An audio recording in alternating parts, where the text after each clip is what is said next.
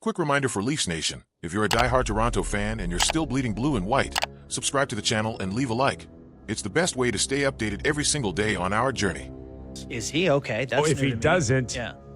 he I'm stays just thinking, home. wouldn't they just trade him before, if they don't want him now, trade him now? It is a distinct possibility, Yeah. but whatever the case is, I'm just hoping he gets to UFA is my point. Oh yeah, that's not happening. I see. Yeah, he's not Right? just going to be there for the taking. So can I find a caliber guy of that magnitude? Mm-hmm. You're probably right. He won't be in a position. If Dallas forces him to sign an arbitrated deal, it still could look as much as 11 or 12 million bucks for him on a 1-year deal. Last few years, he's 109 points, 80 points, 80 points. This year, he'll get 90 I know there's on pace for 95. did the Spit and Chicklets guys throw out Brady Kachuk for They traded Jason Robertson? Yeah, Yandel had Kachuk for Robertson today. I mean, I don't think it's going to happen, but Jason Robertson has no trade protection, is my understanding. And I don't know, does Ottawa take a crack at him and offer him that type of money?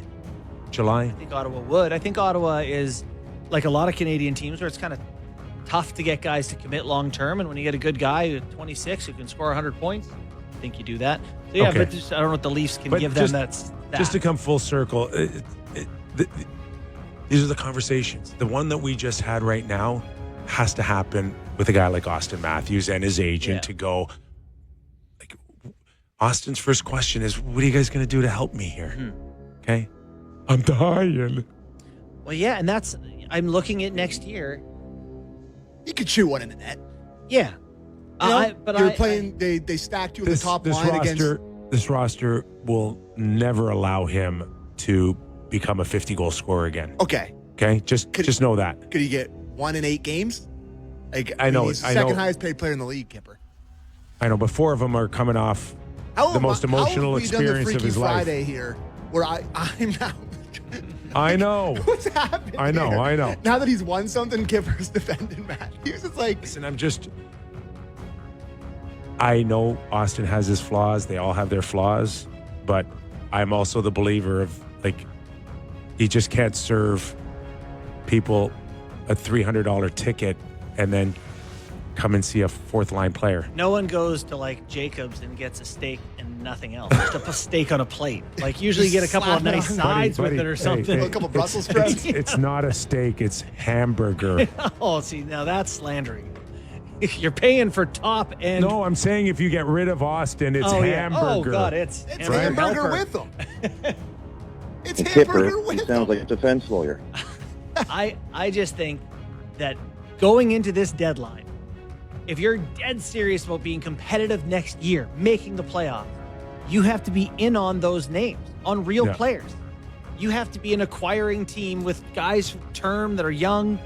Otherwise, you're just doing the slow march down until you have to sell, until you delay a rebuild. So if you are in that mode, then it is important, bringing it to this year's deadline, to pick up a few tradables, to pick up a couple assets that another team may want. Yes. Because right now, you That's have what I nothing. said, be oversellist. Sell everything, go to the draft. And try to get some picks and maybe a prospect that might be interesting to somebody. Now, Adam Fox. Would you guys be interested in Austin Matthews getting traded for 4 pieces, much like Quinn Hughes? You know what's funny is before you walked in the studio today, I've got a tweet from someone here, my boy NL King, awesome follower of the show. And he asked about Nyes. He said, what about Nyes to the Islanders? He said, would you do Atchison? They drafted him this year, 16th overall, Heineman, Yzerman, and a first. I was like, I would do Matthews for that.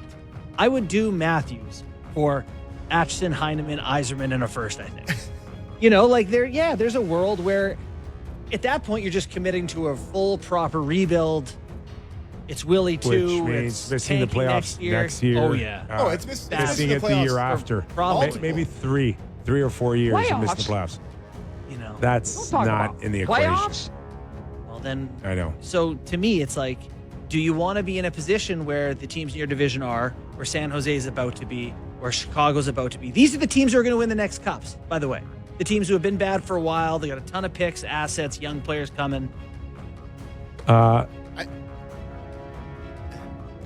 it's just the deadline stuff. I mean, I was yelling at Kipper about this before the show even started, but the tone around the Leafs right now from everyone who knows stuff, not loving it.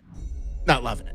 Yeah, it's going to be like, we traded McMahon and Carlo. There's people screaming that they have to get a first rounder. They have to get a first rounder. But like the first year the Leafs have sucked, everyone's like, yeah, none other guys have any value. But every time the Leafs need to trade for somebody, they're like, that guy is 2 first-round picks, 100%. Not any value. People are driving down the value of every Leafs guy. When it's reversed, it's the Leafs tax. Leafs are playing the Leafs tax of trading for players. I'll tell you what's happening right now. Okay, it's the same thing every year. A few days into the week, everybody's sitting on the big boys. Okay, everybody's got their wish list. The Robert Thomas is out there. Kadri, Patterson for sure is being mentioned. So they're all focused on that. And the Leafs don't have that. So it's much like last year. So Brad Treliving is going in this time last year, and his wish list was Rasmus Andersson and Braden Shen. Okay? And Rantanen, too. Rantanen. Over 3. Yeah, please, Rantanen, please. No. That was never in the cards. Ever. Ever. Okay? It wasn't real. The Marner for... Well, that's why they overpaid. It was never. It was never there. They were It was working like till noon. it was like flipping coins in a fountain. Okay? That's not real. This was real. That they sat and tried for Shen and Rasmus Anderson. And then once you won Game 7 with that. Once that gets cleared up, or once that you understand that it's either going to work for you, it's not going to work for you, then you go to the other pieces right now. So the Leafs, you have to sit. You have to sit and wait patiently now on your guys, because they're not on the top of the wish list right now for teams, and everybody's sitting on the wish list. It's funny, I was saying to you guys before that, like, for 8 years, the Leafs have been buyers at the deadline, and every year it's a seller's market. This year it's a buyer's market, it sounds like. It's like the one year that the Leafs are actually trying to sell some pieces. It's backwards. I will say the one thing I go on our website. I love our website. I love everybody that does all the work on the website. All right. And it's like Adam Vignan, 5 bargain bin NHL trade candidate. Who's the picture? Scott Lott. It's like, are we trying to make the Leafs guys worth nothing?